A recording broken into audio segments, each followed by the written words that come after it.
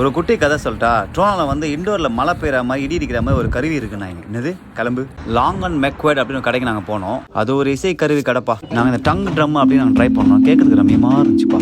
ஆனால் பக்கத்தில் எனக்கு நொச்சு தட்டிகிட்டே இருந்தாங்க. நாங்கள் பல இசைக்கருவியை வாசிட்டு இருந்தோம், தட்டிட்டு இருந்தோம். என் தோழி அருமையாக வச்சாங்கப்பா. நாங்களும் வாசிப்போம்ல. இப்போ அந்த கிட்டார் கடைக்கு போனால் பல ஐட்டங்கள் இருந்துச்சு. நான் வாசிக்கிறதெல்லாம் கேட்டால் அவங்க காது அவிஞ்சிருன்றதுனால ஒரு மியூட்டை ஒன்று போட்டுறேன்ப்பா. பட் என்னோட தோழியோட கான்ஃபிடென்ஸு வேற லெவல். எல்லா இசைக்கருவையும் வச்சாங்கப்பா. குரங்கு கையில் கட்ச பூமாலையா அந்த இன்ஸ்ட்ருமெண்ட்லாம் மாட்டிக்கிச்சுப்பா. கண்டுக்காதீங்க.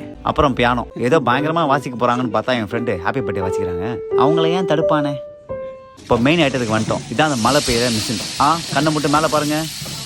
மழை பெய்யுதா? அடுத்து இடி மின்னல். இந்த இன்ஸ்ட்ருமெண்ட் தான்ப்பா நம்மளை ஒரே சிலுக்கி வச்சிச்சு. இந்த டப்பா எடுத்து ஆட்டும் போதெல்லாம் சும்மா பயங்கரமான சத்தம், இடி மின்னல்லாம் வந்து வளர மாதிரி இருந்துச்சு. கேக்குதா? செம்மையா இல்லை?